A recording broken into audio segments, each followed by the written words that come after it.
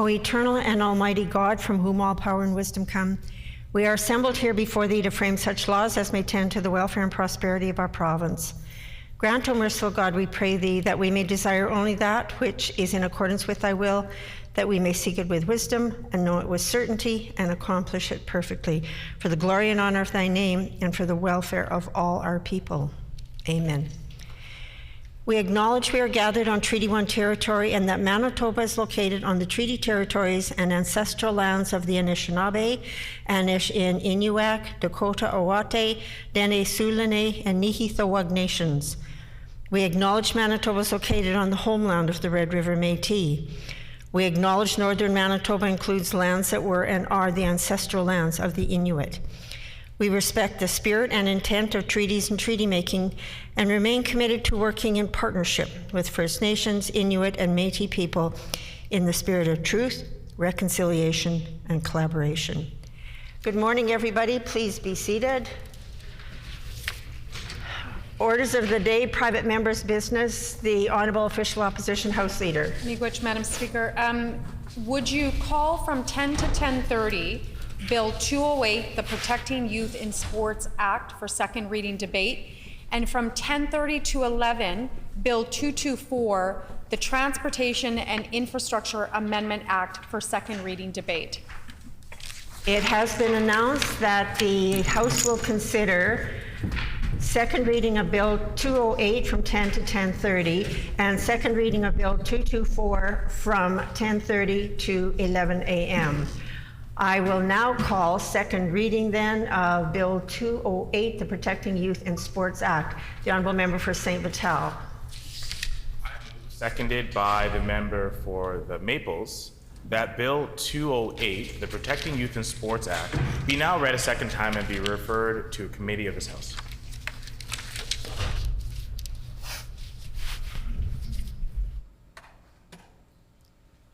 It has been moved by the Honourable Member for St. Vital, seconded by the Honourable Member for the Maples, that Bill number 208, the Protecting Youth in Sports Act, be now read a second time and be referred to a committee of this House. The Honourable Member for St. Vital.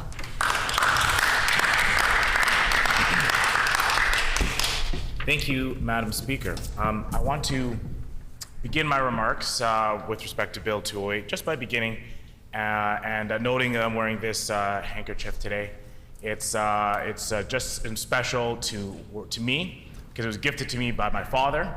My father's not been of the best health recently, so I just wanted to mention that as a way to honor him and show that I appreciate him. Father's Day is coming up in a couple of weeks, and so my thoughts are with him, and also want to show gratitude for everything that he's done to instill the values of my life, and I know I wouldn't be here without him in my life.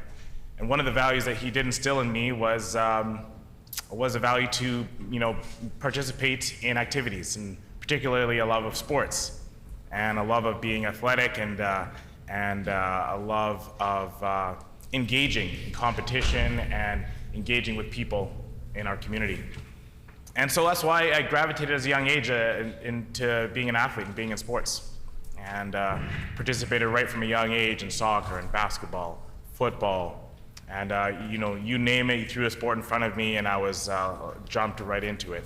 And so out of that love and out of that passion of sports, now as an adult I look back and I want to make sure that the good experiences that I had as an athlete can continue to exist in our province, and make sure that we take the proper steps to ensure that young athletes are protected in sports. And that's exactly what Bill 208 aims to do. It aims to increase the protection for young athletes who are participating in sports. It takes a couple of concrete steps.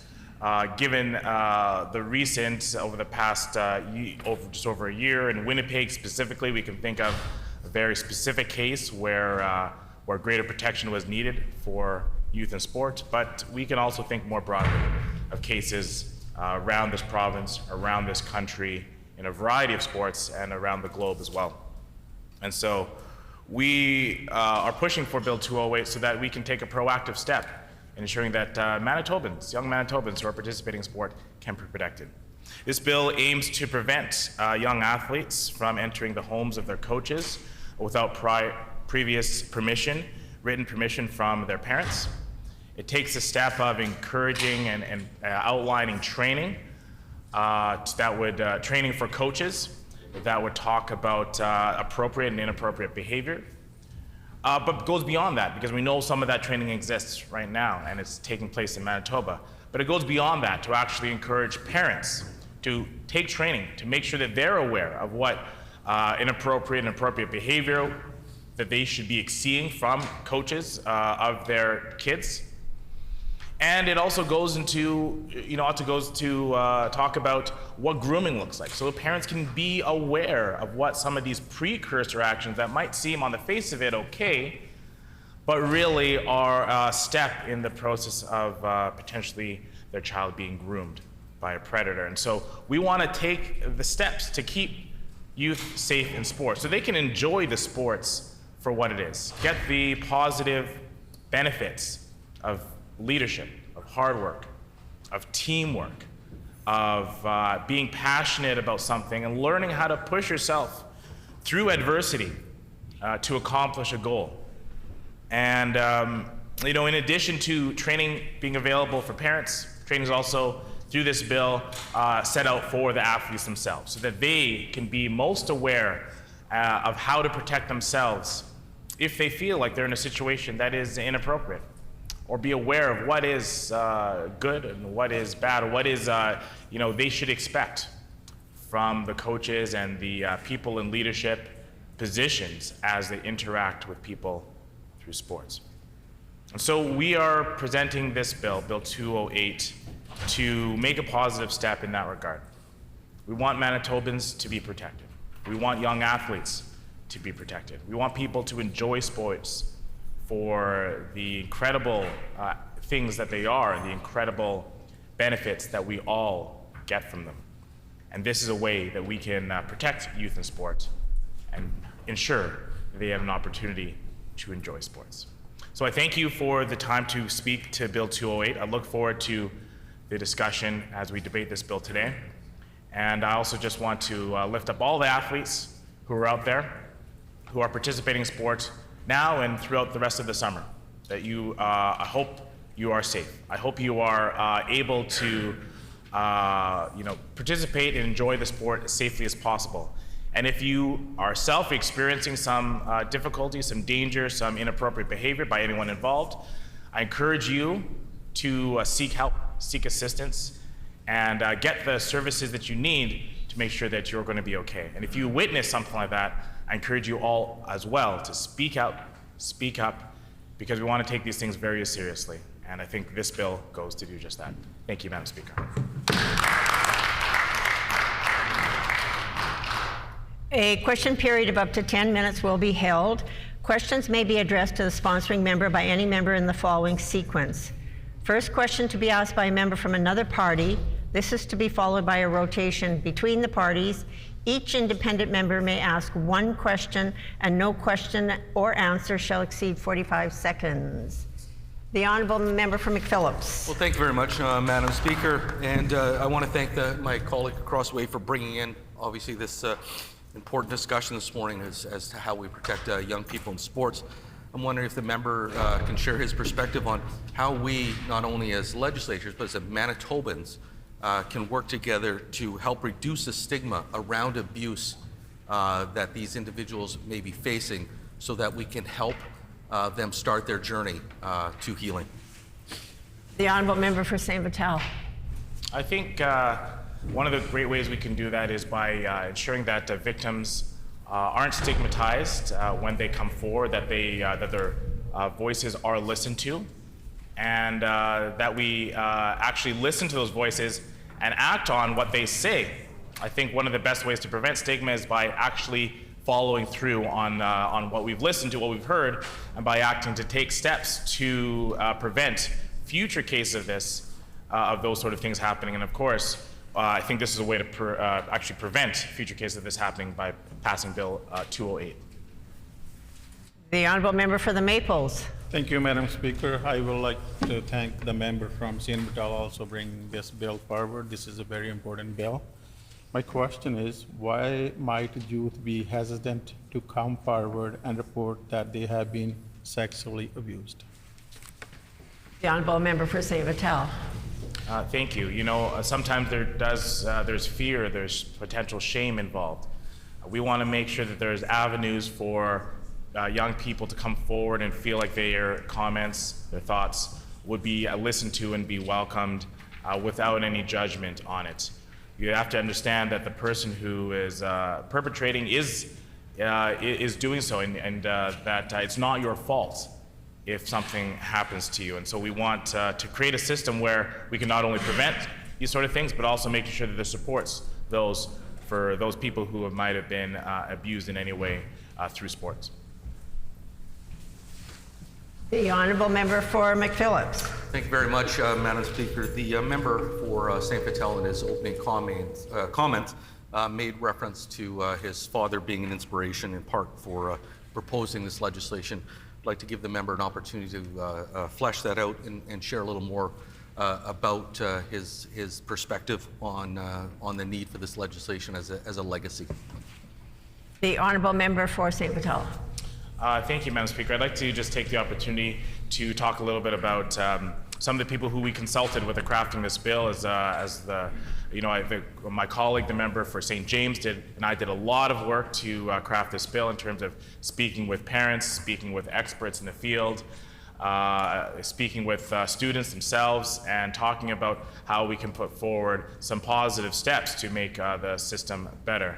And I think this is a sort of bill that would actually have a lasting effect in terms of the athletes who are participating today, but the legacy of that would impact the athletes who are still coming up over the next generations to ensure that they are going in a system that would actually protect them through sports. The Honourable Member for the Maples. Thank you, Madam Speaker.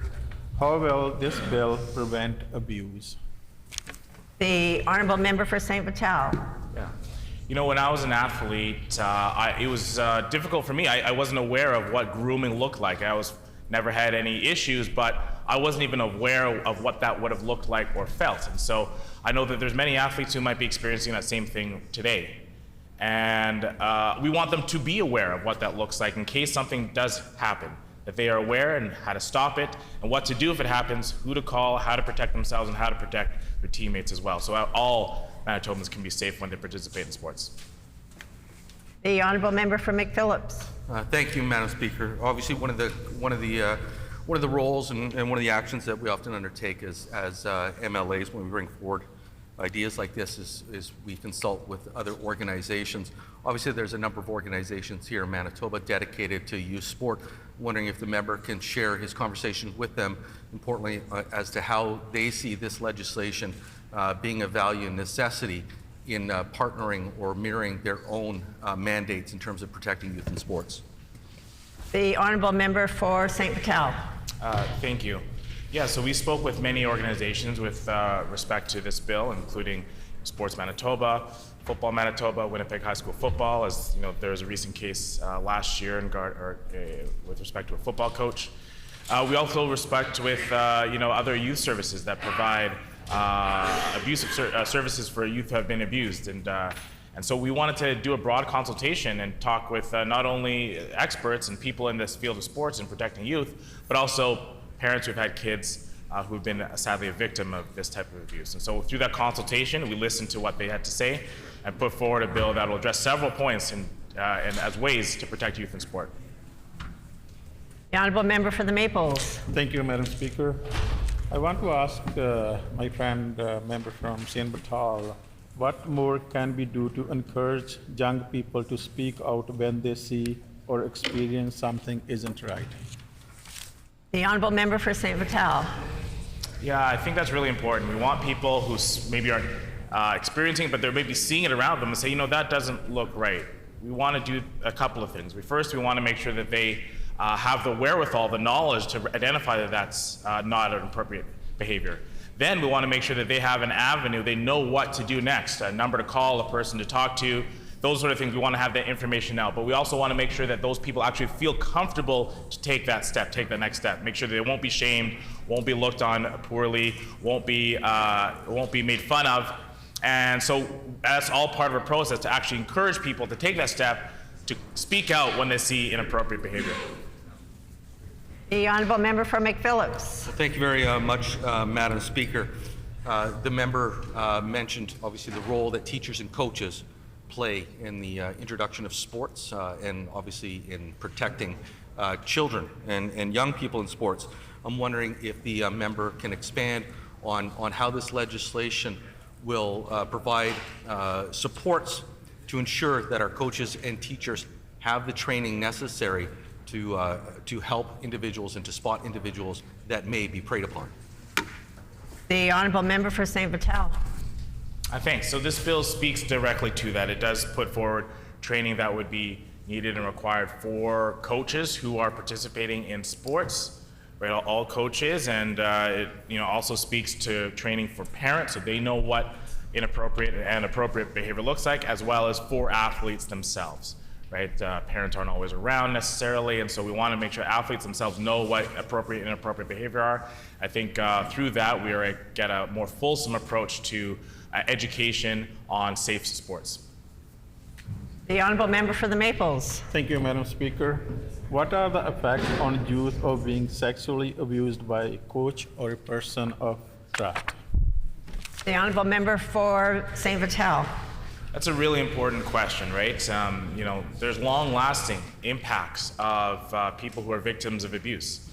And those are sort of things that we want to have services. It unfortunately could not be captured in this bill because it is a private member's bill, but we would like to see more robust services for people who are victims of abuse in sports, so that they can get the counseling, their families can get the counseling, so that they have a better chance of being made whole as their life continues. And it's a shame when those things happen because you enter into sports to get enjoyment, and if something like this happens, it really takes that and strips that away from you.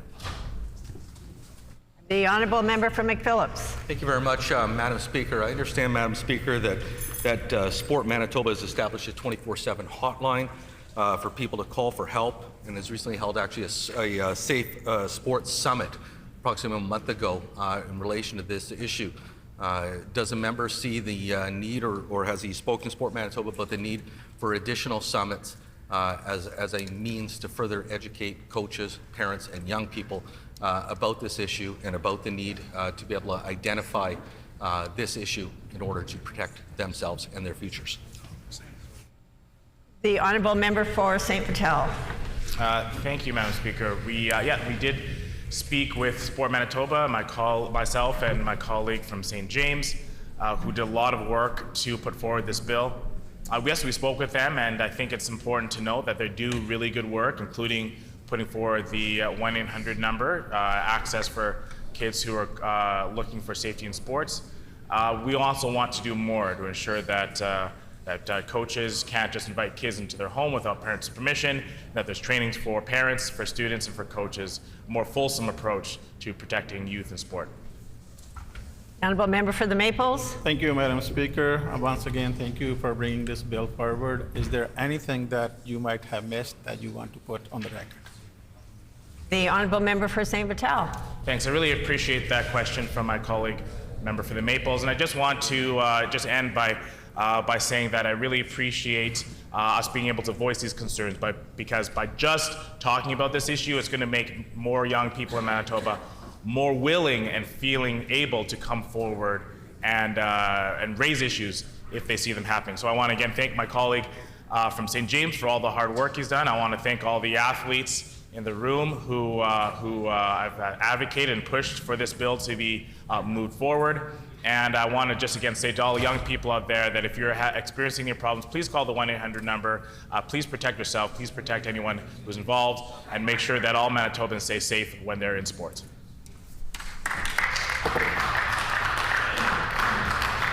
The time for this question period has expired, but prior to moving through, I would like to say hello to the Miami School, grade 7 students. There are 22 of them here with teacher Mr. Strange, and they are here from the Midland constituency. So we welcome you here to the Manitoba Legislature.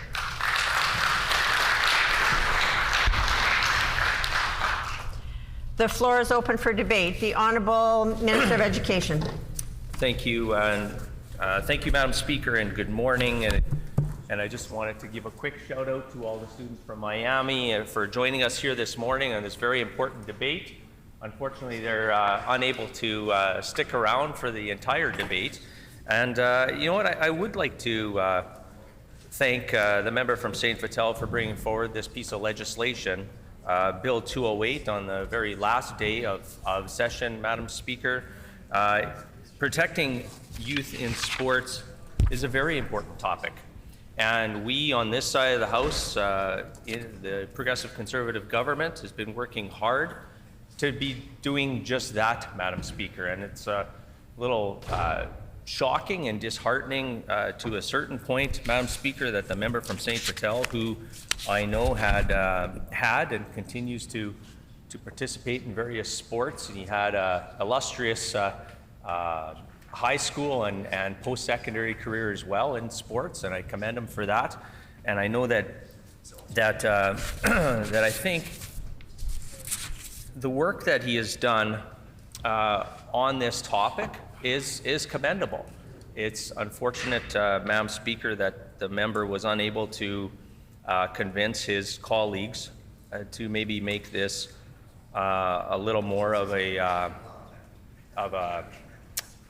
priority for the NDP caucus over there, because they're bringing it on the very last day, and even with that, Madam Speaker, they're bringing it forward on a day where they've split their 1 hour for private members' bill debate. So it really is again disheartening to see that this really isn't a priority for them.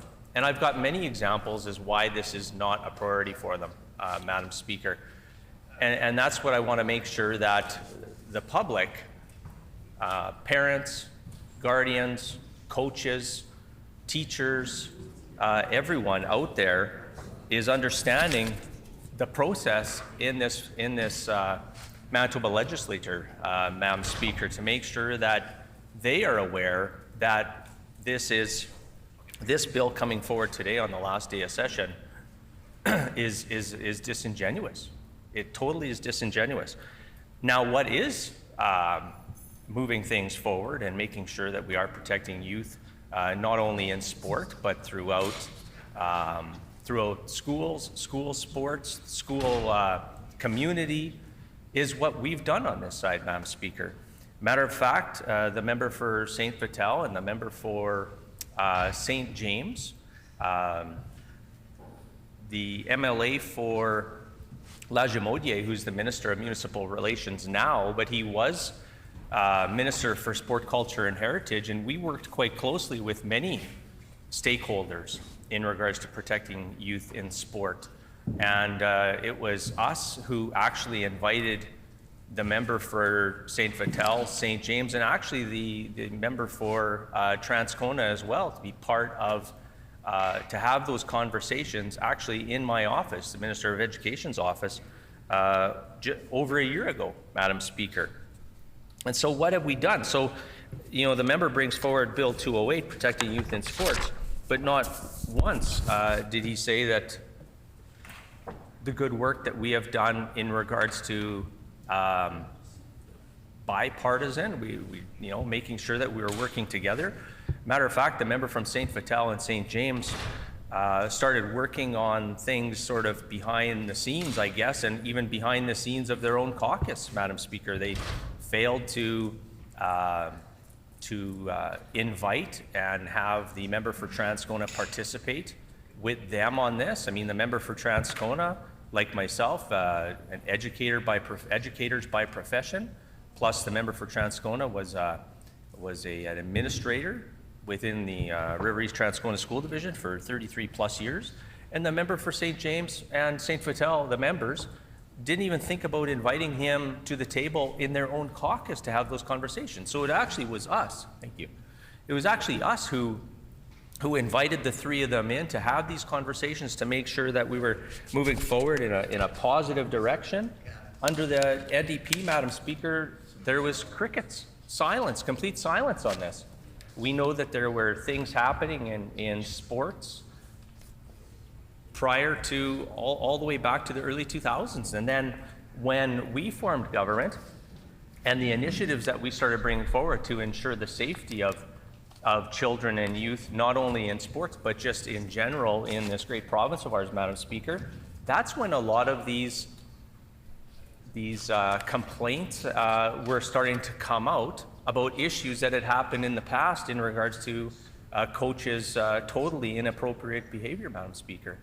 And so that's why I truly believe that partnering with the many great organizations, not only just in Manitoba, but across the country, making sure that we're putting things in place into schools, and also working with Sport Manitoba to ensure the safety of students.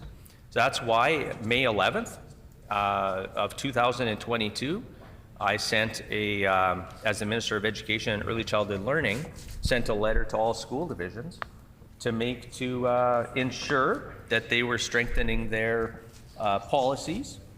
And it wasn't just school divisions. We were talking funded independent schools, First Nation schools, with directives related to enhancing the protection for students, including requirements for all school personnel to complete the Respect in School training or the Commit to Kids training as an alternative. Either one would do. All coaches in the K-12 school system to complete the Respect in Sport training.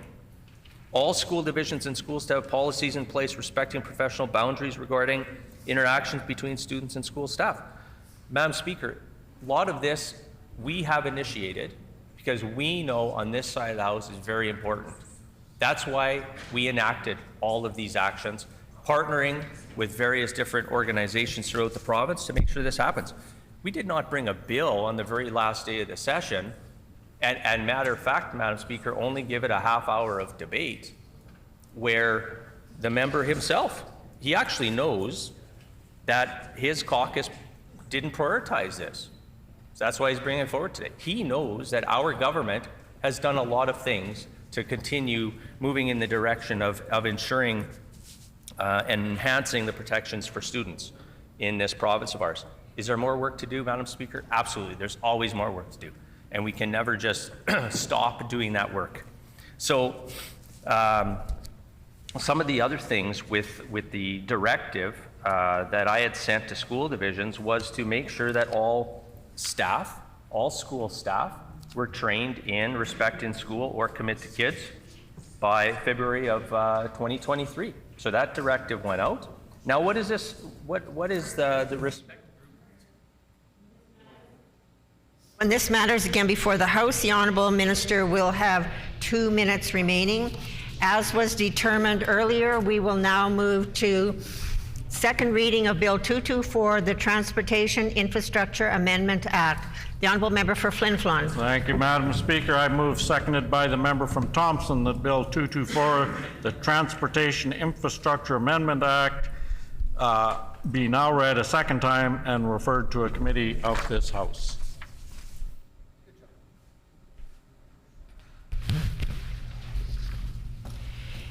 It has been moved by the Honourable Member for Flin Flon, seconded by the Honourable Member for Thompson, that Bill number 224, the Transportation Infrastructure Amendment Act, be now read a second time and be referred to a committee of this House. The Honourable Member for Flin Flon. Thank you, Madam Speaker. It's really a sad commentary on things when bills like this one have to be brought before this House multiple times, when the right thing would have been to pass it the first time it came before this House, but so far this government refuses to recognize the importance of making sure that our highways are kept in safe condition.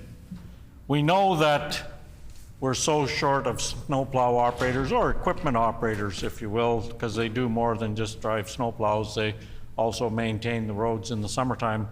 We know that there was like a 50% vacancy rate in the northern region for those operators. We've heard from the Minister of Infrastructure earlier that he's hired back a few retirees in an attempt to fill the positions. We also know what the problem is, that this government won't properly compensate people, particularly in the north, to recognize the increased expenses that people have in the north. The starting wage for these operators is so low that it's no wonder the minister can't actually attract people to those positions, because as soon as they do show up in the north, they can go to work at a different outfit and get paid substantially more money. We hear this with snowplow operators. We hear this with ambulances, that we're short of ambulance attendants as well, because as soon as they get trained, they go somewhere else because they can make substantially more money. And that's all directly a response of this government and the way they've treated workers in this province for the last 7 years. I'd be remiss in not mentioning our colleague Danielle Adams, who died as a direct result of the lack of snow clearing in this province. I can also tell the minister, I hear him saying that it's because of weather conditions, and he's absolutely right. It snows in the north, therefore we need to have snowplow operators who will plow the roads in a timely fashion. And I can tell you, Madam Speaker, from my own experiences, even this winter, when I was traveling in the constituency, going to Leaf Rapids and Lynn Lake, a single lane of traffic is all that was plowed. And it was that way for days and days, because there isn't enough people to maintain those stretches of road. Now, the really sad part about that, or the really scary part about that, is this was during a time when the winter roads going north from Lynn Lake just opened up. Now, you can imagine the number of heavy trucks that are transporting goods to those northern communities in the short period of time they have. And they don't want to get out of that plowed lane because they'll land up in the ditch, which then leaves people in their own personal cars and light vehicles having to pull off into snow that's piled a foot, 2 feet high, where the plow has gone through once, to try and get out of the way of these semis. That, Madam Speaker, is unacceptable. There isn't a road in this province that should be left in that condition for days and days at a time. People in the north deserve better, but they don't get it from this government. We know that there was a group that presented a petition with so many signatures on it to this government demanding better conditions on Highway 6, passing lanes, proper snow clearing, and all the rest of it. And that only addressed Highway 6. It doesn't address Highway 391. It doesn't address Highway 394 that for over a year now we've been trying to get the ministry to do something to maintain, well, not even maintain, to put the road back together so that people who use that road to transport their fish to market can actually do so in a safe manner. I've seen pictures of it that I'm sure the minister has as well, where there's parts of the road that are completely missing, culverts that are torn up, that it's so completely unsafe. I spoke to the director of Northern Road Maintenance a year ago. He was well aware of it then. And yet to this day, that road has not been fixed, has not been made safe for people in northern communities to use for business, to use for personal. In the winter road is open for such a short period of time that we need those roads maintained properly. We need to make sure that people can get where they need to go in a safe manner, and yet that's not what we get from this government. We've heard my colleague from the Paul-Camisac talk about her own experiences on Highway 60, where she's afraid to let her daughter drive on that road, particularly in the winter, because it's not maintained properly. It's not maintained properly in the summer either, but in the winter it becomes that much worse because, again, those trucks don't know where the edge of the pavement is. The edges of the pavement are all broke up, so they tend to stick to the middle of the road. Because the road isn't properly plowed, they don't know where the edges are, which then makes it unsafe for everyone else. It's unsafe for all those trucks that are trying to do business, that are trying to deliver goods and services to people in the north. that are used as part of logging operations to get product where it needs to go. And yet, what's this government's response been to date? Well, there hasn't been one.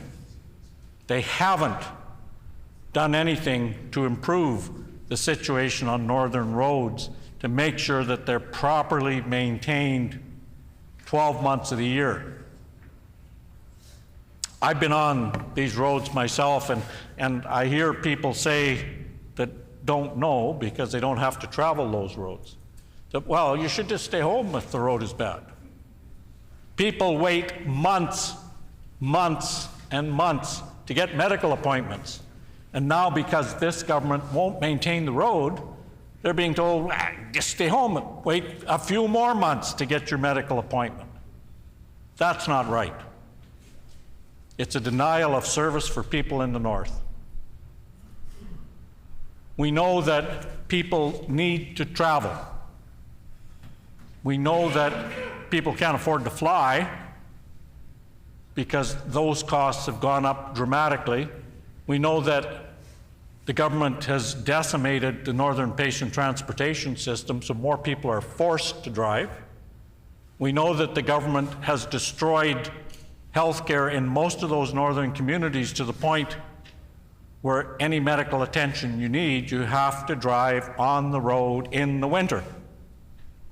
On the road that's not properly maintained, because this government has failed miserably to attract sufficient number of people to maintain the roads properly. The VMA garage, the vehicle maintenance garage in Thompson, it used to be a main hub for maintaining government vehicles such as snowplows. There's nobody left working there for the government anymore. Doesn't exist. So now if one of your trucks breaks down, it has to go maybe to the PAW, because they do have a small garage there, but chances are it's got to go to Winnipeg, which takes it out of service that much longer. We know that there's more ambulances on the road now in the north than ever before because there's no health care left. And the minister's quite proud of himself. He says that's thanks to us because they've cut health care so badly in the north that that minister is proud of the fact that more people have to be on the road that that minister won't maintain. He should be ashamed of himself. Everybody over there should be ashamed of themselves. I hear another member saying, well, stick to the facts. That is the fact. That is the fact that you cannot get diagnostic tests in Flin Flon. You have to go on the road to the PAW. You cannot get a CT scan. You cannot get anything. You have to get transported to the PAW, sometimes by ambulances, sometimes because we don't have enough of them either. You've got to drive yourself there. So this bill that I've presented multiple times that this government refuses to let pass doesn't go far enough. It needs to be more, but with the constraints of a private member's bill, this is the most that can be put forward. It's sad that we have to keep standing in this chamber begging the Minister of Infrastructure, begging the Premier of Manitoba to treat Northern Manitobans with respect. Shame on them.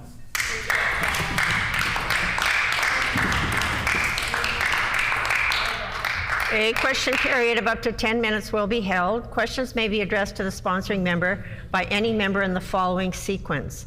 First question to be asked by a member from another party. This is to be followed by a rotation between the parties. Each independent member may ask one question, and no question or answer shall exceed 45 seconds. Questions? Any questions? The Honourable Member for Borderland. Thank you, Madam Speaker. The member is a member of a party, the NDP, that for 17 years underspent the infrastructure budget by $1 billion. Why is it that now he's suddenly, apparently had a change of heart and cares about infrastructure and snow clearing? The Honourable Member for Flin Flon. Well, I thank the member from Borderland for that question because we know that since 2016, when this government came to power, they talked big numbers about what they were going to spend on infrastructure, and year over year over year, they've underspent that budget. We know that for the 17 glorious years that the NDP was in power, there was snow plows operating on those roads. There was people that could drive snow plows.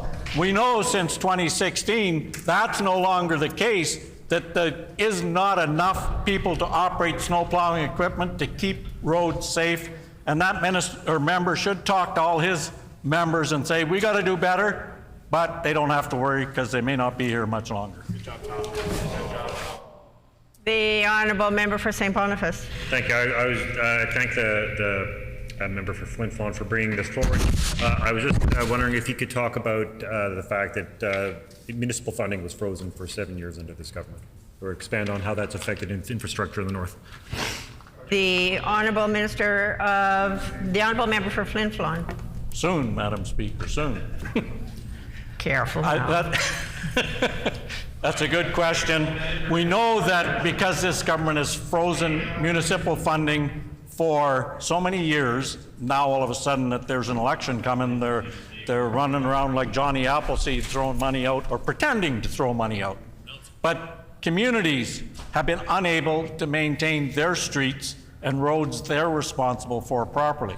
We know that because of cuts in the government's infrastructure budget, that some of those things have been offloaded onto municipalities, things like grass cutting, that now the ditches have to be maintained by the municipality that already doesn't have enough money because of the funding freezes.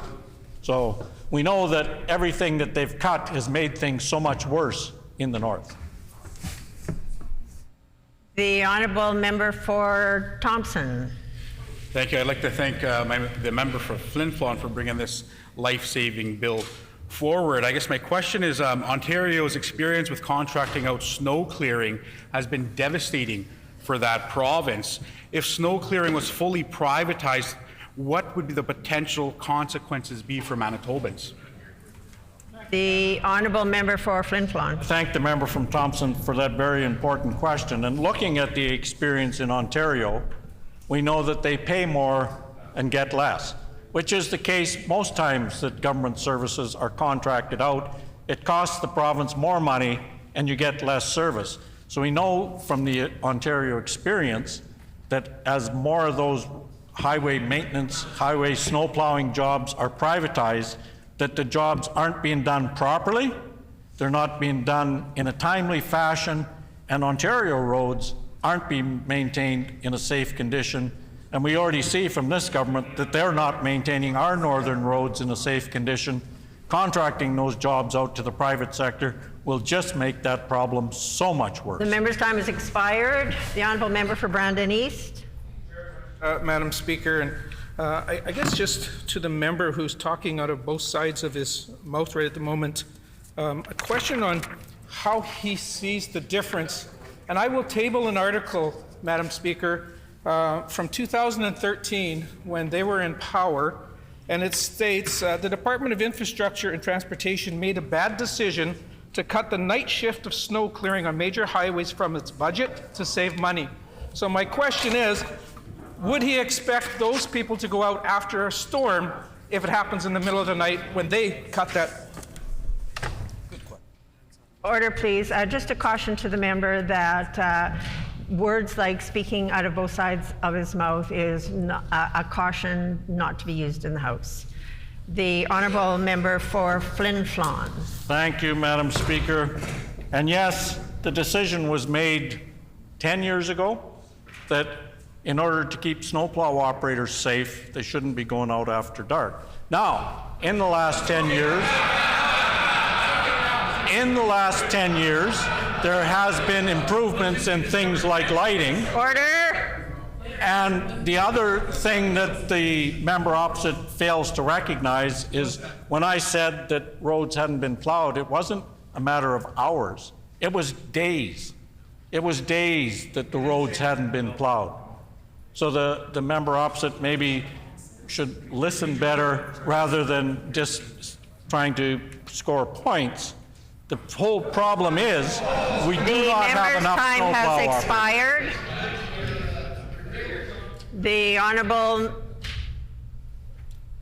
The honourable member for Thompson. Thank you, Madam Speaker. My question for the member for Flin Flon is, how has this government failed Manitobans by privatizing infrastructure? The honourable member for Flin Flon. Well, thank you, Madam Speaker. That's a really good question. And it really speaks to what this government's whole mantra is around privatizing services. And it doesn't matter whether it's privatizing healthcare services, whether it was privatizing life flight services, whether it's trying to privatize snowplow operations, whether it's privatizing highway maintenance. You get less, but it costs the province more every time things like that take place. We know that. We know from looking at other jurisdictions that are further down the rabbit hole of privatization that the outcomes are not good for Manitobans. We know that the outcomes will not be good if the privatization mantra of this government The member's is time allowed has to continue. expired. The honourable member for Borderland. Thank you, Madam Speaker. The question period here has been very interesting and enlightening because we've learned from the member for Thompson's question to the member for Flin Flon that the real concern here is not snow clearing. It's not about setting better standards for snow clearing. It's not about safety. It's about growing the government payroll, and it's about their opposition to privatization. That's right. Can the member for Flin Flon confirm that he cares about snow clearing, or is this about privatization? That's right. The honourable member for Flin Flon. Madam Speaker, such a poor question. Such a poor question. Really, what this entire bill is about, what everything I've spoken about, is maintaining roads in a safe condition. What we've learned is doing it with privatization like this government likes provides less service, less safe roads. So while the minister or the member is trying to spin things around in his mind to make some sense, what he's failing to grasp is the fact that experience in other jurisdictions and in our own has proven time and time again that privatizing those services leads to worse outcomes. The member's time has expired. The honourable member for Thompson. Thank you, Madam Speaker. I'd like to ask the member from Flin Flon how this bill will keep Manitobans safe on our highways. The honourable member for Flin Flon. Well, thank you, and I thank the member from Thompson. This bill would be one step along the way to providing safer roads for Manitobans, because it clearly sets out the standards of how long a road has to be before it gets plowed.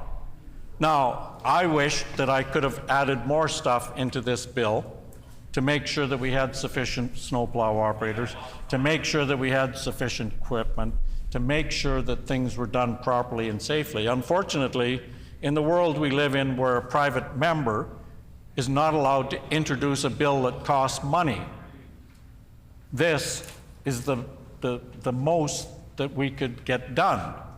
But even at that, the member's time has expired. The honourable member for Borderland. Madam Speaker, I'd like the member opposite to clarify in his comments, because I am very concerned at this point about how he thinks his legislation would be applied to private contractors who might be carrying out snow clearing, as well as the municipalities who have partnered with our provincial government in the area of snow clearing and road maintenance. How would this legislation impact them? Great question. The honourable member for Flin Flon. Well, thank you, and thank the member for the question. The impact would be that there's clearly defined minimum, and keep in mind it's minimum, standards for how soon roads have to be cleared would be encapsulated in the Act. But by privatizing some of these services, we need to then find people to go and check and make sure that they've been kept up. Because we know from the Ontario experience that when they studied the privatization, that the contractors weren't keeping up with the minimum standards. But the first step has to be to establish the minimum standards in the Act so that there's something to hold people to, whether it's government workers or private workers. The member's time to has standards. expired. And the time for question period has expired. Debate is open. The Honourable Minister for Transportation and Infrastructure.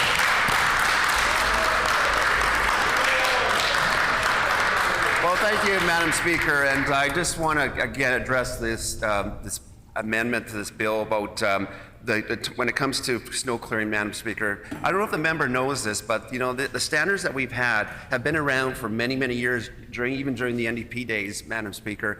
And the thing is, these standards are set by federal standards. It's actually National Transportation and Review Board, Madam Speaker. And these rules were done, and every province actually follows them, Madam Speaker. So for the member to come up and talk about changing the whole concept of how we do clear our roads is ludicrous, because they had 17 years if they wanted to change it, and they never. And meanwhile, my colleague who tabled an article from 2013, they reduced the hours of operations out of snow clearing, Madam Speaker. So I'm not quite sure why the member, even Thompson from Flin Flon, even brought this up, Madam Speaker. And so what I'm going to say here, and how dare he talk about our road conditions when it came to his colleague. Madam Speaker, it was a weather condition based on a news article, Madam Speaker, that caused the accident. And to put our staff who are out there clearing snow and they were there during that, they're one of the first ones that came to the scene, Madam Speaker. But to put them responsible for the death of a colleague of ours is outrageous. Madam Speaker. Okay, order. That's very low. And you know order. what? I actually had a discussion. He even apologized to me after my very first question period, Madam Speaker, about the question he had for me about the responsibility of the death of his colleague. And he put the responsibility on our staff. Shame on him. I thought he was supposed to be looking out for labor. Instead, he put them under the bus, or in this case, under the snow clearing machine. So, Madam Speaker, this member here, I don't know, especially when it came to snow clearing, we have rules that we follow here. And then when it comes to snow, and when it comes to closing of our highways, Madam Speaker, it's the responsibility of the RCMP, Madam Speaker. And when it comes to the RCMP making that call based on their own safety out there, seeing the safety of, again, they're out there for the safety of citizens, safety of drivers. So they will make the decision to close the roads. And that notifies our department to make sure that if there's any gates that we can close, we'll get them closed. And we even passed a bill when it comes to closures of highways and being charged if you're on a closed road, Madam Speaker. Madam Speaker, we are making sure that our highways are safe. We are investing in our highways. We are going to be spending about $4.2 billion on infrastructure that they neglected, Madam Speaker. The last 7 years of them being in government, they underspent by $1 billion. $1 billion. They could have had every single light on the Premier Highway had an interchange if they would have spent their money, Madam Speaker, on infrastructure. How much safer, how many more less accidents we would have had on the Premier Highway, Madam Speaker. And the thing is, we could have had even the divided highway going into the Ontario border, Madam Speaker, if they would have spent their money on the $1 billion that they underspent, Madam Speaker. Order. And we could have had a safer highway where that individual and his son were killed, Madam Speaker. That could have been eliminated, but if they would have invested that money, Madam Speaker. Our government, instead, on the only year that they actually overspent on highways, Madam Speaker, was the year before the election in 2015. Madam Speaker, they raid from the department, and then they had a big parade before the election. And they didn't even fix the roads. All they did was paint the roads with a thin layer of pavement, Madam Speaker. A very thin layer of pavement. But what we're going to be doing, so when the leader of the official opposition basically said about Highway 75, and then also mentioned Highway 3 between Parliament and Crystal City, he needs to get out of the city and not have prioritized, Madam Speaker, because right now on Highway 75, we're detouring the traffic onto 2 lanes now so that we can start construction of over $60-some million to rebuild 75, not paint it like they did in 2015, Madam Speaker. We're investing in rebuilding our highways, Madam Speaker, that they neglected in the last 7 years of being in government, Madam Speaker. We are going to get the job done. When it comes to Pilot Mountain, All winter, they've been hauling gravel. There's big piles there to make sure that the Highway 3 between Crystal City and Parliament are going to be rebuilt. There's turning lanes, Madam Speaker. We're investing in our highways. We're investing in our highways when it comes to. We're actually going to be investing in our trade and commerce grids. We're going to crisscross. Order! For many years, and Arthur Burton, when I used to represent that area, I represented 90-some% of oil that's operated, that's actually produced in Manitoba was in that area, Madam Speaker. They failed to even invest a single dollar in that area. Meanwhile, they took billions of dollars from that area during their time in government and not invest anything back to that area, Madam Speaker. And we are investing back into our trade and commerce grid all across this province. And our Premier wants to see economic development at every corner of this province, even the north, Madam Speaker. We are investing over $100 million in the next 5 years to Highway 6, Madam Speaker. And you know what? When we went to Nelson House, First Nation, I went there last June to do a tour. And after 10 months after, we are going to get the job done. Over 20 years, they were asking this government, back in the days of the dark days of the NDP, about doing that highway. Madam Speaker, we are going to do that this summer, 10-kilometer stretch. And there could have been elimination of 3 young boys who died on that highway, Madam Speaker, when they were on their bicycles and because of the washboard condition of the road, rolled the truck, and these 3 boys had been killed. Madam Speaker, if they would have invested $1 billion, those 3 boys would still be alive, Madam Speaker. Shame on them. So, Madam Speaker, we are going to invest in our highways. Order! Madam Speaker, Order! You know what? I'm going to call the member for Kuwaitan to order. I'm going to call the member for Kuwaitan to order. The Honourable Minister. Thank you, Madam Speaker. Like I said, when it comes to our snow clearing, Madam Speaker, we are following the rules here. And I also have to say, when we had a snowstorm just in Burton this past spring, Madam Speaker, our snowplows not only did the Trans-Canada Highway, they were doing all the service roads, even before the town of Burton even got onto their clearing of their snow until after the weekend. Our staff are dedicated all across this province, and I want to thank my staff for all the work they have done to making sure that our highways are safe, are open, to make sure economic flow of traffic when it comes to our supply chains. We are focused on that. And Madam Speaker, we actually hired 40 new people from retirement to be on standby, to actually come and help clear our snow, because we know the importance of making sure that we make movement of traffic. And we want to make sure— Order, please. When this matter is again before the House, the Honourable Minister will have 2 minutes remaining. The House is now 11 a.m. and time for private members' resolutions. The resolution before us this morning is the resolution on calling upon the Legislative Assembly to support the acknowledgement of the outstanding achievements and contributions of Reggie Leach, being brought forward by the Honourable Member for Kuwaitanuk. The Honourable Member for Kuwaitanuk. Thank you, Madam Speaker. I move, seconded by the member from Flin Flon, therefore be it resolved that the Legislative Assembly acknowledges and commends the outstanding achievements and contributions of Reggie Leach to the sport of ice hockey, as well as his significant impact on the community and province of Manitoba, and commend him as a worthy candidate for induction into the Hockey Hall of Fame.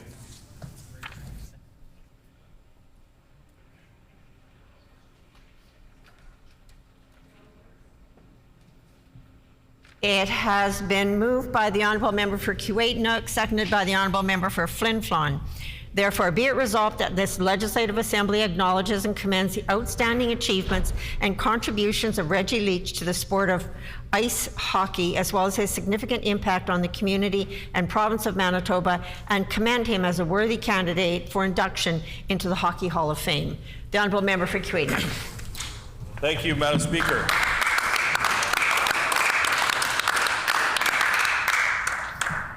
Playing ability, sportsmanship, character, and contributions to his or her team or teams and to the game of hockey in general.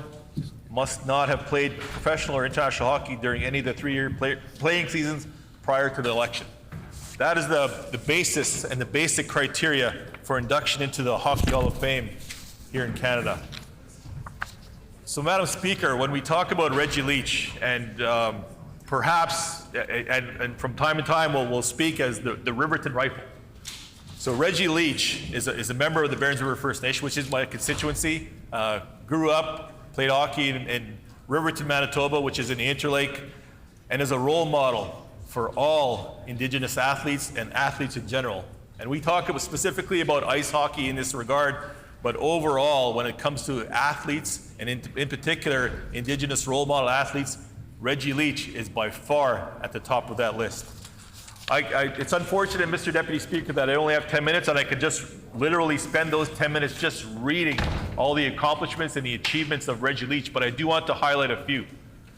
So, in particular, Reggie Leach, for example, played 9 seasons with Philadelphia. 3 of those seasons was a 20-goal scorer. 3 of those seasons was a 30-goal scorer, 1 a 40-goal scorer, 1 a 50-goal scorer, and 1, Mr. Deputy Speaker, a 60-goal scorer. And that's just unbelievable when you think about in comparison to where we are today and kind of the hockey standards that are set. Some of the benchmarks that we talk about in hockey are 10-goal season, 15-goal, 20-goal seasons, and how great an athlete is to achieve that benchmark. Well, Reggie Leach has far exceeded that. He's also played 1,000 games in the NHL. He's a member of the Manitoba Hockey Hall of Fame and the Philadelphia Flyers Hockey Fame. He still today holds the records for the most goals in playoffs with 19, including 5 goals in 1 game against the Boston Bruins. He also won the Conn Smythe for the MVP in 1976. To this day, Mr. Deputy Speaker, Reggie Leach is the only player to have scored a total of 5 goals in a playoff game and not be recognized in the Hockey Hall of Fame. He also still holds the record for the most goals in a single playoff run, having 19 goals in 16 games. Many players with fewer goals in more games have been currently inducted into the Hockey Hall of Fame.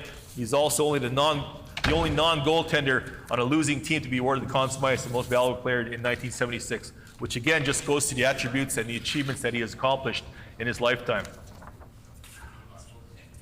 One of the things that kind of stood out for me, Mr. Deputy Speaker, is I've had the opportunity to talk and visit with Reggie Leach on a number of different occasions and a number of different events. Some of it is hockey events at the hockey academies that him and his family are part of bringing forth for the people of Manitoba and for Canada, but also at golf tournaments and also at school events. So Reggie has the opportunity to share his story and to share his inspiration with all of us. And he truly does that. I've had that opportunity many, many times to do that, where he has the conversation with youth of all ages, with older folks too, as well as people in seniors in our province that are inspired by what he has brought forward.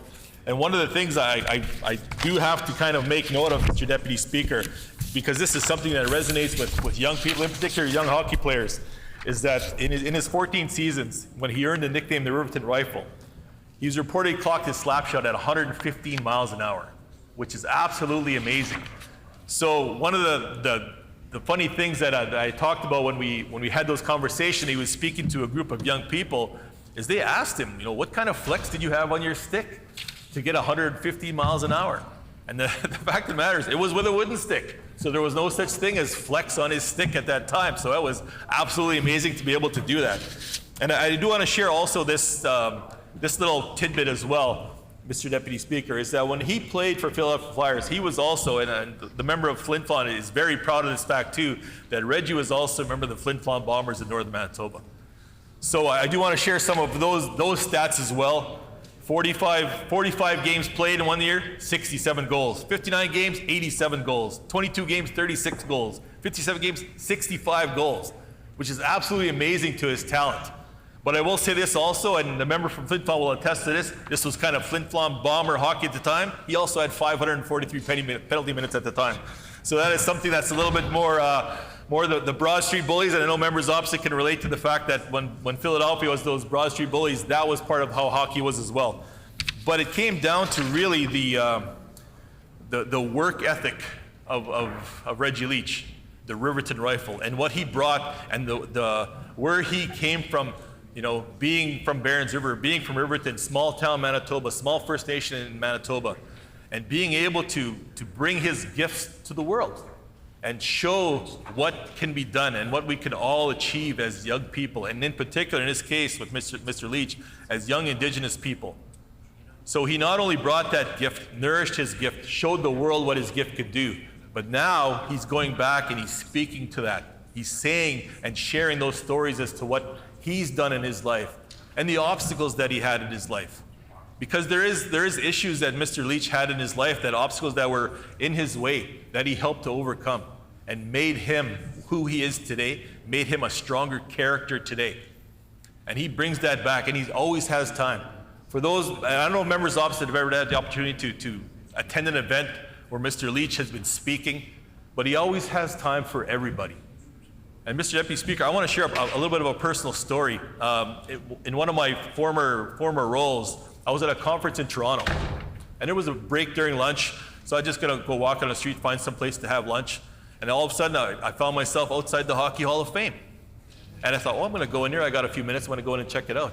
So I walked in there, and I was at an AFN event, so there was a number of different speakers there, including Mr. Leach, who was speaking at the event.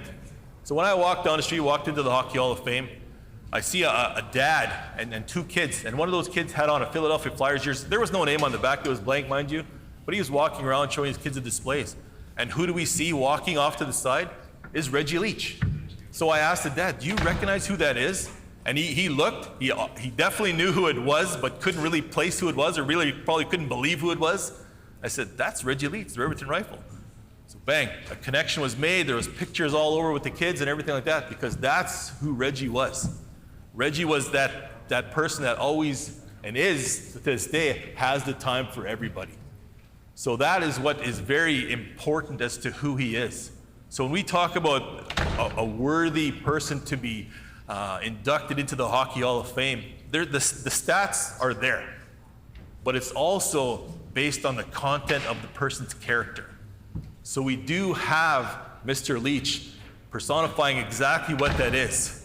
I meet the criteria by the standards set out in the rules, but I also, the content of the character of Mr. Leach that he brings to all of us and shares with all of us. And I do want to kind of mention, there is a song, and I believe the video is on YouTube, where it was by John K. Sampson, Manitoba. And in the song, he recites the text of his own petition to have Reggie Leach inducted into the Hockey Hall of Fame. And he formally presented his own petition to the Hockey Hall of Fame in 2013. And Mr. Leach is also cited as the inspirational example in Richard Wagamie's novel Indian Horse, to show exactly who Reggie is and the inspiration that he brings forward. So I encourage members opposite and members and all the Manitobans to educate themselves on the life of Reggie Leach and what that means for Indigenous people here in Manitoba, but for Indigenous people all across Canada, but for all of us. And the inspiration about how a small town First Nation in Manitoba, a small community in Riverton in Manitoba, can inspire and bring forth true inspirational role models here in Manitoba and for all of us. So there is a number of different factors that we believe, and I personally believe this, and I know I'm definitely not alone in this regard, Mr. Deputy Speaker, where Mr. Leach is a worthy candidate for induction into the Hockey Hall of Fame. And whatever we can do on this level to be able to do that, I'm sure we don't have a vote in that matter, but we can raise that issue. In particular, across Canada, across Manitoba, we talk about reconciliation here in Manitoba and lifting up Indigenous people and Indigenous voices, Indigenous role models. Mr. Leach checks all of those boxes as well. So when we talk about Reggie Leach being a worthy candidate for the Hockey Hall of Fame, he not only checks every box by Hockey Hall of Fame standards, but he checks every box by the standards of society. So I would encourage all members opposite to support this. And I bring this up on our kind of our last day of session for the simple reason is I wanted to uplift Mr. Reggie Leach, to have him recognized and notified and put on notice that the fact that this person needs to be inducted into the Hockey Hall of Fame because he's an inspiration to all of us. Thank you, Mr. Deputy Speaker.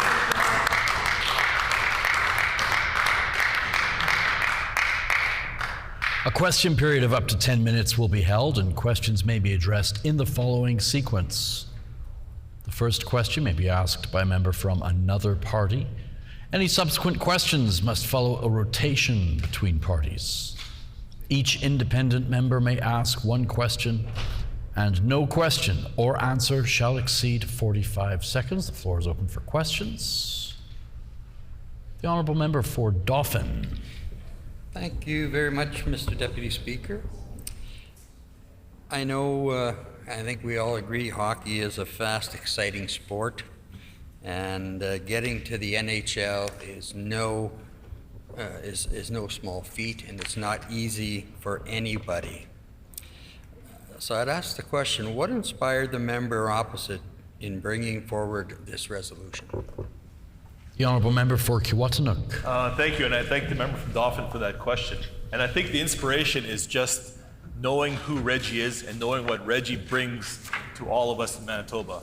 And we're sitting here talking about hockey and the playoff hockey right now. We have Zach Whitecow playing for the Las Vegas Golden Knights, Brandon Montour playing for Florida Panthers. So at some point in time, they also had that inspiration to be able to say, I want to be like Reggie Leach as well. And we know that going forward, people are going to say, I want to be like Zach Whitecow. I want to be like Brandon Montour. So the inspiration that I had to bring this forward today is those voices and uplifting those voices for Manitobans. The Honourable Member for Union Station. I want to thank our colleague, the MLA for Kiiwetinoong, for bringing this forward. I have learned a great deal in a very short amount of time about this incredible hockey player, Reggie Leach, and I'm wondering if our colleague can share a bit more about the criteria that Reggie Leach meets in order to be inducted to the Hockey Hall of Fame. The Honourable Member for Kiiwetinoong. I thank the member for Union Station for that question. And there is a basic criteria or base criteria for the Hockey Hall of Fame. The playing ability, sportsmanship, character, and contributions. And Mr. Leach checks all those boxes I mentioned in my speech earlier on. But in particular, I really want to highlight the character and the content of the character of Mr. Reggie Leach and what he's bringing forward after his playing career as well. Even though his playing career by far exceeded the expectations and the requirements, the content of his character and what he's bringing forward to all Manitobans today is really also a huge part of his basis as to why he deserves to be there. The Honourable Member for River Heights. I thank the MLA for Kiiwetinoong. This is an important resolution.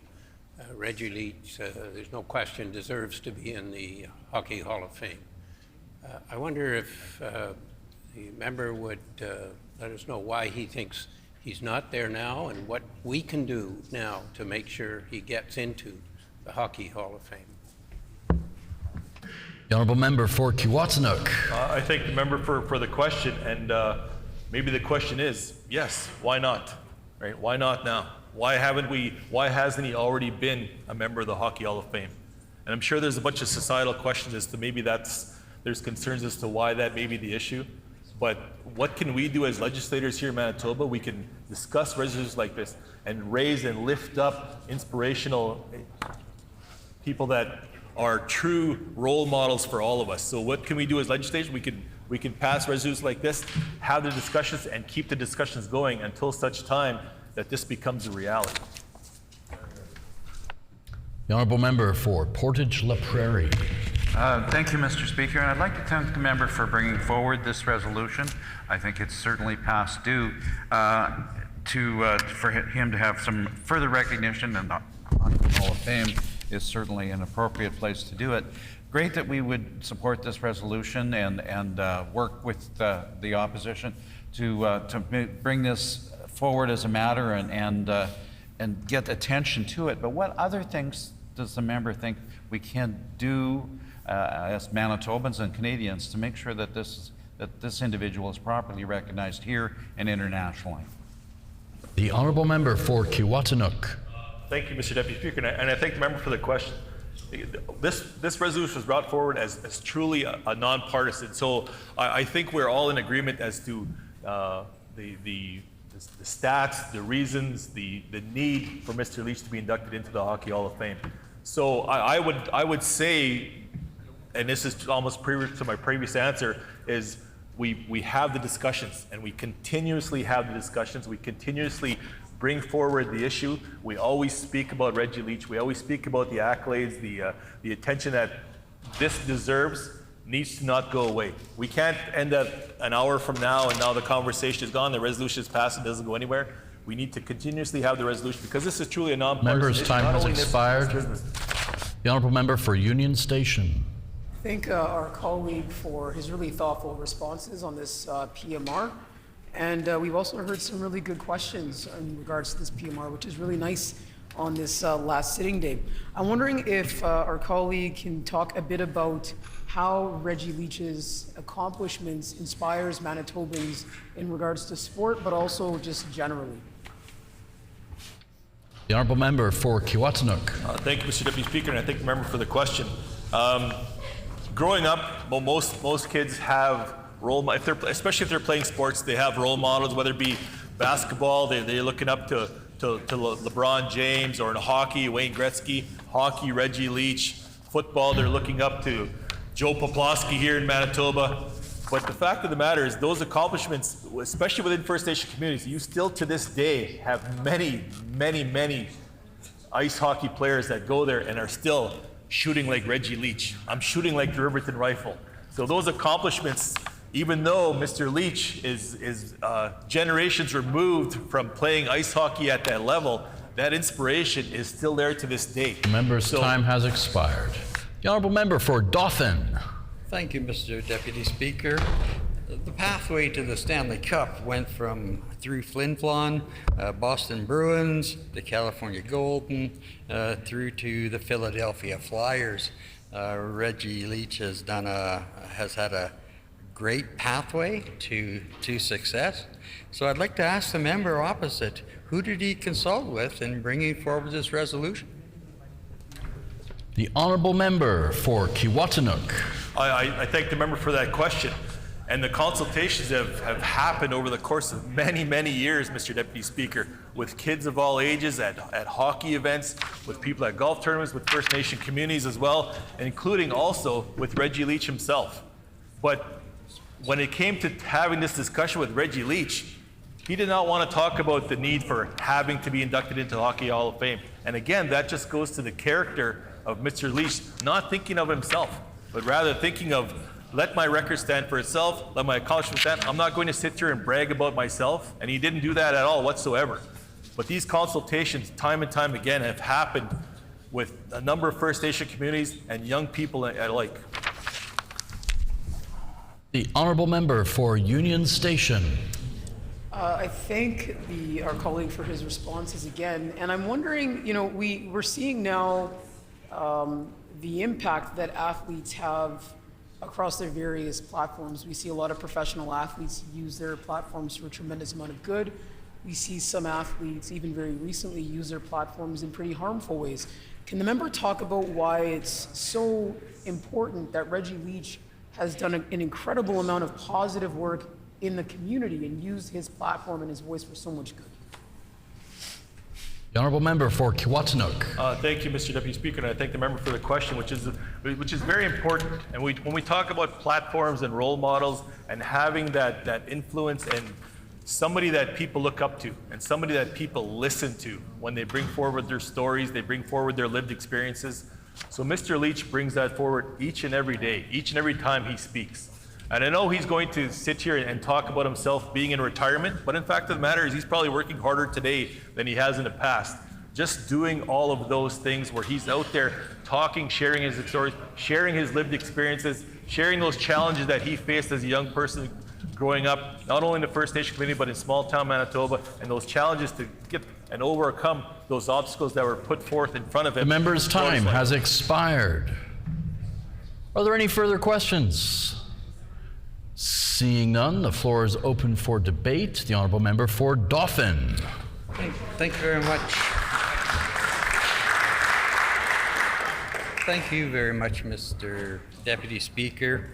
And I want to thank the member for Kiiwetinoong for bringing forth this resolution here today, calling on getting Reggie Leach into the Hockey Hall of Fame.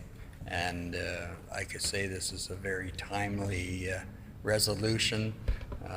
The issue of youth in sport and having strong role models is always been important, and it's really significant at this stage of the game in Manitoba.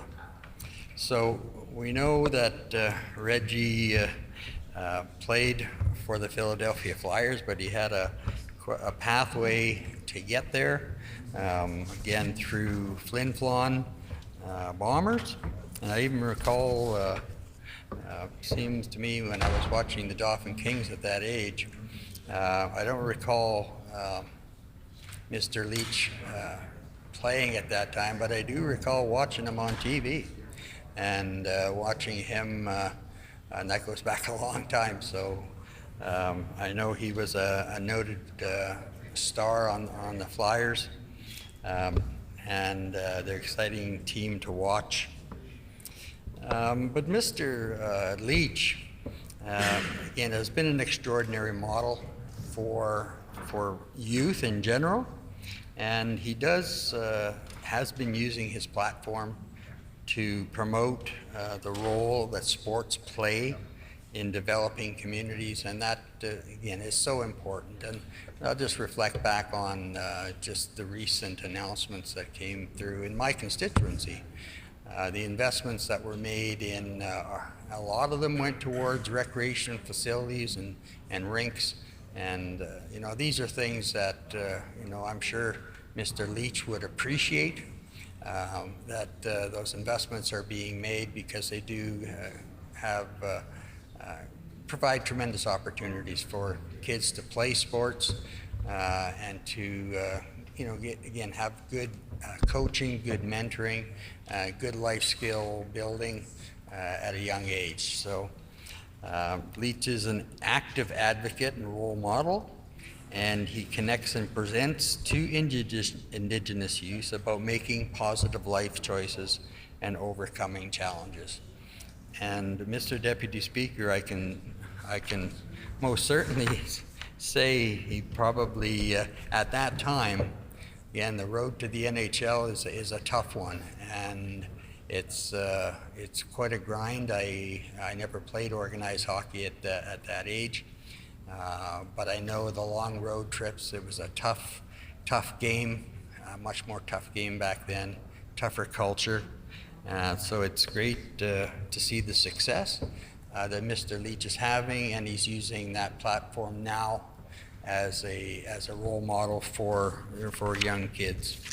And I'll just keep my comments very brief, but I do think this is an important resolution that recognize the outstanding achievements and contributions of Reggie Leach to the sport of ice hockey, as well as the significant impact he's had on the community in the province of Manitoba. Thank you very much.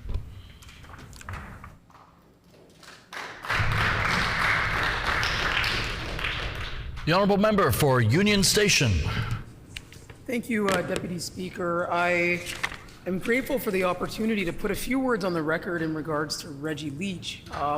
As a former athlete myself at certainly not the level that Reggie Leach achieved, but as a former athlete and having an understanding of how difficult it is to get to a certain level of competition, I'm really thrilled that our colleague has brought this forward in the spirit that he has, and that I've, alongside colleagues, had the opportunity to learn about not only Reggie's professional success, which is incredible and stands alone in and of itself, but his personal success and his contributions to our communities.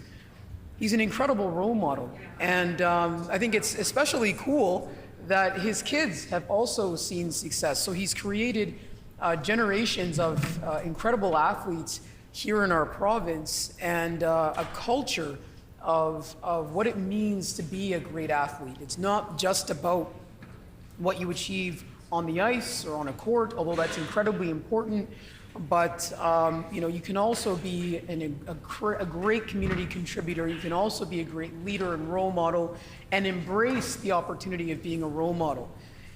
I won't reiterate a lot of what my colleague has already said. It is very obvious to me, and I think probably to all of us in this chamber, that Reggie Leach should have been inducted into the Hockey Hall of Fame quite some time ago.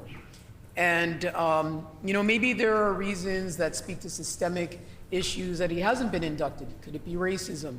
Could it be any number of things? We have to look at those factors and be honest about perhaps those things impacting why he hasn't been inducted. However, we have this really great opportunity right now to collectively work toward making sure that the wrong, that is Reggie Leach not being in the Hockey Hall of Fame, is made right. And we can use our voices as legislators to help amplify the amazing history of Reggie Leach in sport, and also amplify his good work as a community member. I've really enjoyed hearing stories from our colleague in terms of how Reggie Leach is regarded in communities. The fact that kids playing hockey today will nickname themselves or a slap shot after him, or use his one of his famous nicknames in doing so. I think that it obviously speaks to the generational impact that Reggie Leach has had, and it would be it'd be a wonderful thing if on the last day of this 42nd session that we come together and support a resolution that to me is pretty common sense. It's an opportunity to lift up Reggie Leach and his family. It's an opportunity to recognize that he accomplished some pretty incredible things in and outside of sport during a time where I would imagine he would have faced disproportionate challenges to other athletes. Hockey is still very much a sport that is in need of greater representation and diversity. We see athletes, Indigenous athletes, hockey players, even today still facing racism in sport and having to endure those negative experiences and still chart a successful path forward as professional athletes. So one can only imagine what Reggie endured and overcame when he was playing hockey. And that is really a testament to just how incredible he must have been and how incredible he is as a person to have faced those challenges head on, overcome them, been an incredible, record-setting hockey player, and had the capacity and the desire and the will to give back to communities in such a positive and impactful and monumental, inspirational way. And so I'm thrilled that I had the opportunity to stand up and put a few words on the record in regards to Reggie Leach. We know that other folks have advocated for him to be inducted into the Hockey Hall of Fame. Local musicians, local artists like John K. Sampson, who's famous, famous musicians from Winnipeg, writing songs about Reggie Leach and how he should be in the Hall of Fame. There's a ton of support across our province for him, and the very least that we can do today is pass this resolution brought forward by our wonderful colleague, the MLA for Kiiwetinoong, and from this moment forward, continue to do the heavy lifting. In honor of the heavy lifting that Reggie has done in so many ways, we can continue doing some of that heavy lifting and make sure that he's rightly inducted into the Hockey Hall of Fame. Thanks.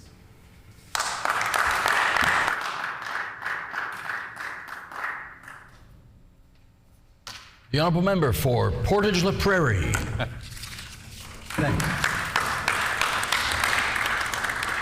Thank you, Mr. Speaker, and I'd like to thank the member again for bringing forward this resolution. I think it's really great, very positive and uplifting, especially in this last day of session, but also very deserving. And certainly the stats show some fantastic numbers, and many of the records still stand. And so that is certainly telling you an awful lot. In fact, especially when you consider the fact that the equipment he was using back in the 70s is not up to today's modern standards. To have a 115-mile-an-hour slap shot, which would be fantastic even by today's standards, is almost unbelievable to have done with the kind of equipment that they had at that particular point in time. And so it certainly bodes well for the quality of the individual. And the other thing I found particularly interesting when I did a little research on this, and we can all quote lots of records, but I think we all know that there are a lot of them, and it's very good, but that he played a lot of years as the right wing to Bobby Clark. First in Flin Flon when they played their semi-pros or amateur sports, and then of course through all the trades and everything, ending up on in Philadelphia together at the same time. I think coaches can take a little bit of a lesson from that, frankly, in that if people are familiar across the line, that they often do achieve wonderful things by working together and coordinating their activities and understanding each other and knowing where we're going to be on the ice at any particular moment. And maybe something that some of the coaches today could learn a little bit from, because they do like to mix things up a lot more than they used to. Anyway, that aside, I am certainly pleased to stand in support of this resolution. I think it's very positive. I think we should look beyond what we can do today, because the resolution from this House probably isn't going to change the mind of the Hall of Fame by itself, but look for other opportunities to multiply this and bring it forward and make it appropriate to have the recognition of this individual, not only for what he achieved on the ice, but what he's become in the community with being a role model, and also the period of time that he was able to coach and give back some of the skills that he had acquired during his lifetime.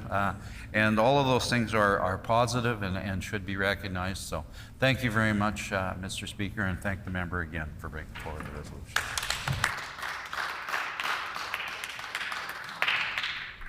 The honourable member for River Heights. Mr. Deputy Speaker, Reggie Leach, amazing hockey player, an amazing person. Born April 23rd, 1950. He grew up with his grandparents in Riverton, a member of the Barons River First Nation, and he achieved fame in hockey as the Riverton Rifle. I served as the Member of Parliament representing Riverton for 4 years in the 1990s. Reggie was famous. His feats were widely known. He was an extraordinary person and an inspiration to youth. He was an incredible hockey player. He played in 934 NHL games, scored 381 goals, and had 285 assists for 666 points. He won a Stanley Cup with the Philadelphia Flyers in 1975. He set an NHL record when he scored 19 goals in 16 postseason games and scored a goal in 10 consecutive playoff games. And yet, interestingly, he has said, and I quote, "I am more proud of what I did after hockey. It was just a stepping stone for what the Creator wanted me to do after." End of quote. Why is this? Part of the explanation may be this, that following his time in hockey, he addressed his challenges that he'd had with alcohol. He said, and I quote afterwards, quote, "Alcohol ruined my marriage. It ruined my relationship with my kids. Alcohol took over my whole life, and I had to stop." End of quote. And stop, he did. He took up the challenge of talking to kids to get them to understand the issues around alcohol. And he said, and I quote, "As far as I'm concerned, if I talk to 1,000 kids and get one of them to listen or even to think about it, I'm doing my job." And he talked and has talked over the years to thousands and thousands of kids. After he left the National Hockey League, a number of years later, in 2006, he started the Shoot to Score hockey school with his son, Jamie. The school runs hockey development camps in Winnipeg and in communities across the country. It's to be noted that his son, Jamie Leach, won a Stanley Cup with the Pittsburgh Penguins in 1992, and that Reggie and Jamie are the only Indigenous father and son couple to both win a Stanley Cup. Incredible. Today, with the hockey school, Reggie Leach and his son Jamie reach more than 2,000 children every year. And they often work with First Nations communities. It's an incredible and inspiring story. Indeed, his story is featured in the book and in the movie They Call Me Chief. It was written, the book was, and the movie was produced by Winnipeg writer and filmmaker Don Marks. It's an amazing story, an amazing movie, and everyone should have a look at it. It tells in full the story of Reggie Leach. There is no question that Reggie Leach belongs in the Hockey Hall of Fame. He belongs in the Hockey Hall of Fame because of his prowess and his achievements in the National Hockey League.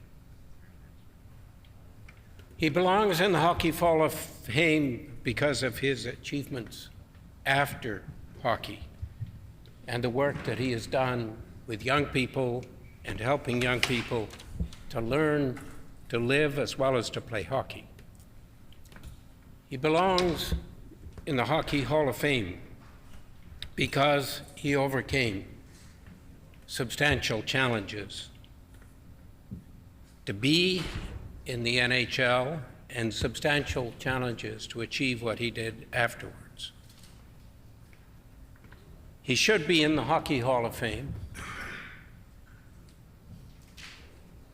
I suggest to the member that the text of Hansard for today should be sent to the Hockey Hall of Fame with a strong letter urging the Hockey Hall of Fame to consider now inducting Reggie Leach. It's long overdue. It needs to be done. I hope it's done soon. Thank you. Merci. Miigwech.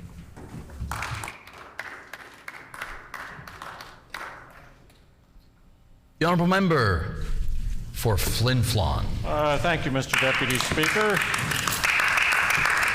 I want to thank the member from Kiiwetinoong for bringing forward this very important resolution that hopefully in a few minutes will unanimously pass and get Reggie Leach the recognition that he so rightfully deserves.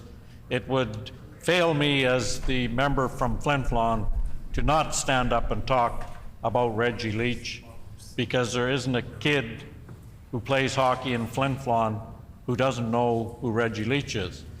There isn't a person who follows the Flin Flon Bombers who doesn't know who Reggie Leach is. One of the great things I got to do as an MLA was attend the very first Indigenous persons induction ceremony for Indigenous people into the Indigenous Sports Hall of Fame here in Manitoba. The member from Kiiwetinoong and I were there. Reggie Leach was one of those very first inductees, getting some of the recognition he so rightfully deserves.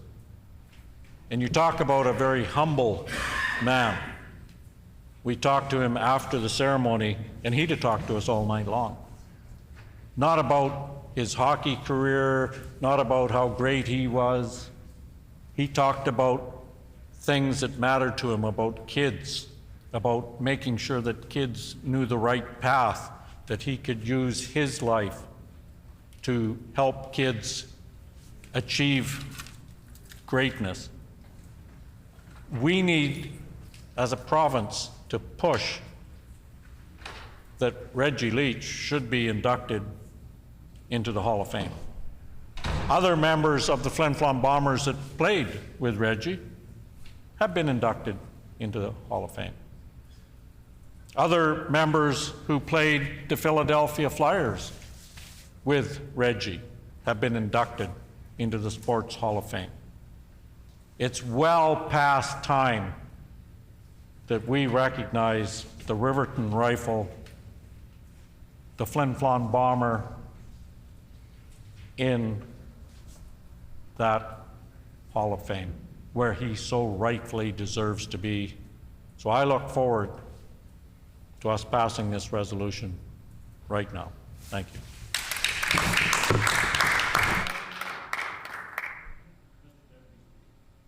The honourable member for Flin Flon? On a point of order. On a point of order, the honourable member for Flin Flon? I just need to point out, and I'd be remiss not to point it out, the member from Kuwaitnuk talked about a song recognizing the petition that John K. Sampson had put forward. Mr. Sampson is here with us in the gallery this morning. Thank you.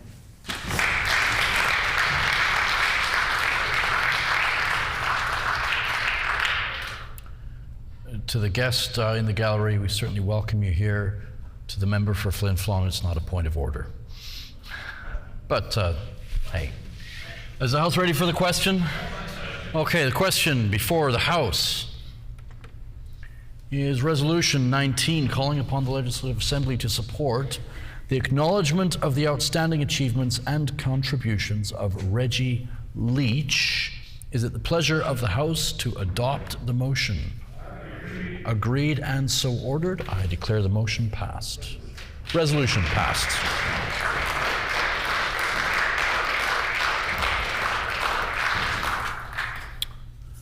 The Honourable Minister of Economic Development, Investment and... Oh, I'm sorry. Okay, I saw... Yeah. Yeah, okay. The Honourable Member for Kiwatanuk. Mr. Deputy Speaker, we could show that vote is unanimous. Is there leave for the record to show that the vote was unanimous? Agreed? Then it will be recorded as unanimous. The Honourable Minister for Economic Development, Investment and Trade. Thank you, Mr. Deputy Speaker. Could you canvass the House to see if the will call at 12 o'clock? Is it the will of the House to call it 12 noon? Agreed and so ordered, the time being 12 noon. This House is recessed and stands recessed until 1:30 this afternoon.